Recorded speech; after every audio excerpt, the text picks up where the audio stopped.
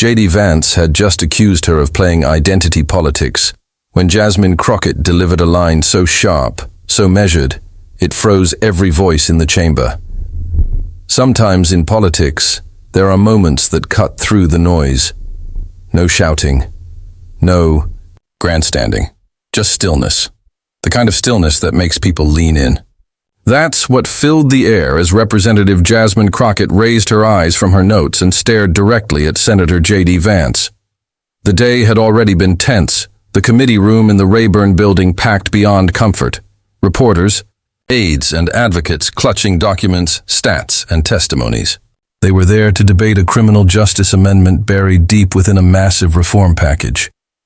On paper, the amendment looked bland, just a technical provision. But Crockett had studied every word.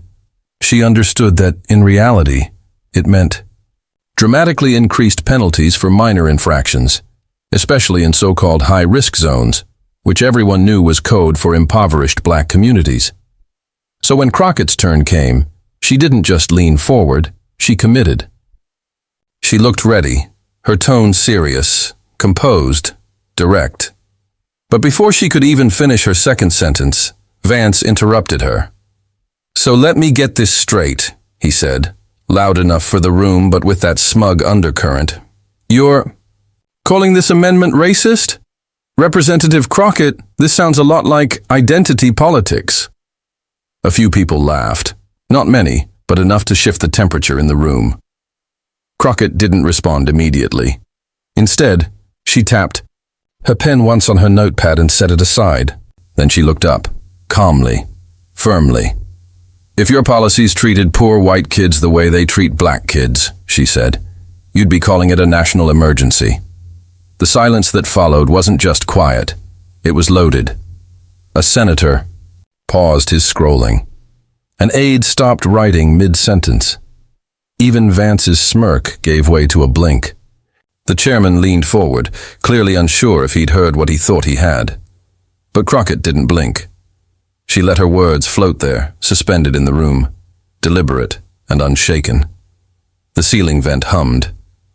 Even that felt like it had quieted. Vance opened his mouth to say something, then closed it again. The chairman cleared his throat awkwardly. "Let's, return to the amendment. Representative Green, you're next." But the focus had shifted. The hearing moved forward, but the room's energy had tilted entirely toward Crockett. Within an hour, her words had been clipped, uploaded, reposted, and reshared. One sentence turned viral within minutes. Views skyrocketed from thousands to millions. But it wasn't just a viral zinger. It wasn't just a mic drop. It was precision, truth. No anger, no shouting. Just a calibrated observation that hit like a drumbeat. By mid-afternoon, national emergency was trending. Political, pundits scrambled to respond. Cable news producers cut their prepped content to slot in the clip.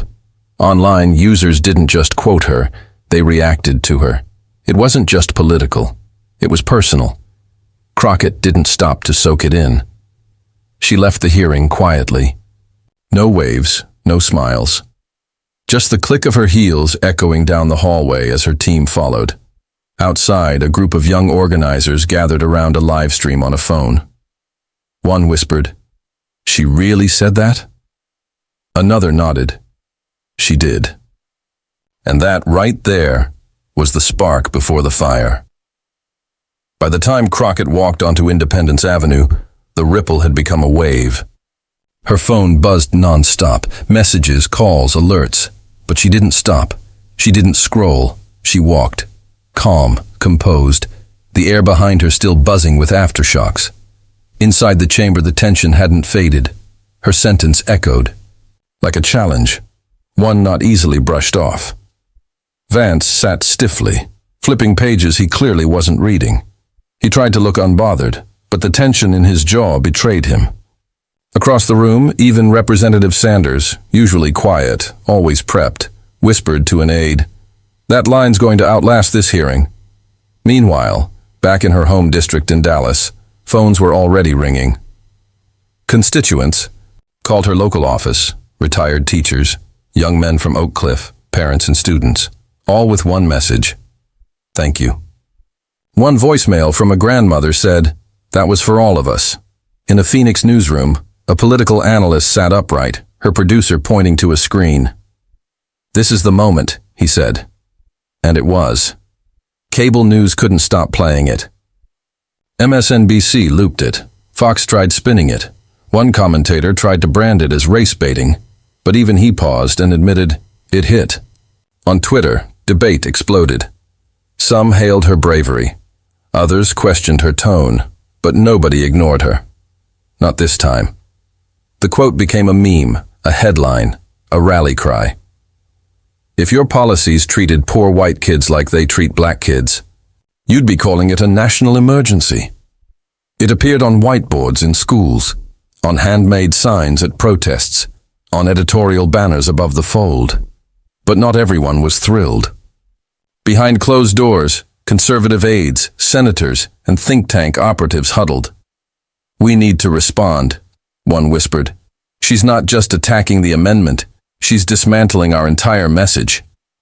Vance scrambled to draft an op-ed trying to reframe the moment. But behind the performance, they all knew he'd been outmaneuvered with one sentence. She didn't counter him, she exposed him. Back in her office, Crockett sat quietly for a moment. Her chief of staff, Devin, handed her a water bottle. "Too much?" she asked, not looking up. Devin smiled. "No, just right." Then the calls started. Media, podcasts, cable shows, even student groups. Her communications director popped in. NPR, The Times, CNN, and someone claiming they're Gen Z but serious. Crockett laughed. "Tell them we're not doing anything until the vote calendar drops." Devin raised an eyebrow. "Really?" She nodded. "I'm not trying to be a soundbite. I want to be a vote that mattered." But the media had its own momentum, and staying quiet wasn't going to be easy. Especially because Crockett hadn't just stumbled into that sentence. It came from something deeper. 3 days earlier, inside her Dallas office, she stood before a whiteboard covered in notes. Bullet points, maps, data. The amendment's language, sterile, legalistic, was written across the top in red marker. Zone-based sentencing enhancements for high-risk areas. It sounded clean, academic, but Crockett knew better. She stared at a pinned-up map, highlighted in areas most likely to be impacted. East Oakland, Shreveport, Jackson, parts of Gary, Indiana. It wasn't abstract.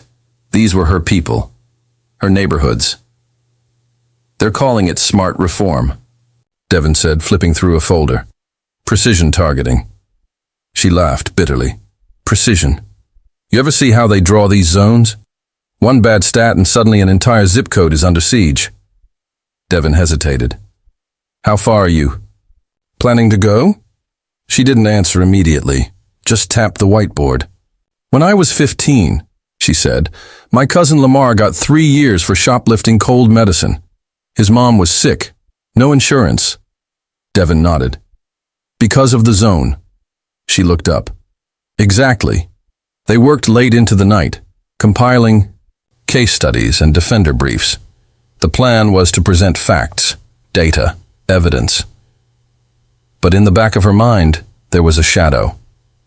2 weeks before, Vance had mocked urban lawmakers on a Tennessee radio show, calling them race card players. Crockett hadn't responded then, but it stayed with her.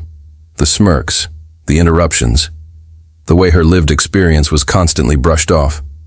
So when she walked into the hearing, she wasn't just carrying data, she was carrying weight.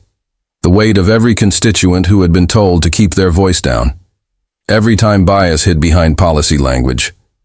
And when Vance tried to silence her again, she didn't grab her folder. She grabbed the truth. One sentence.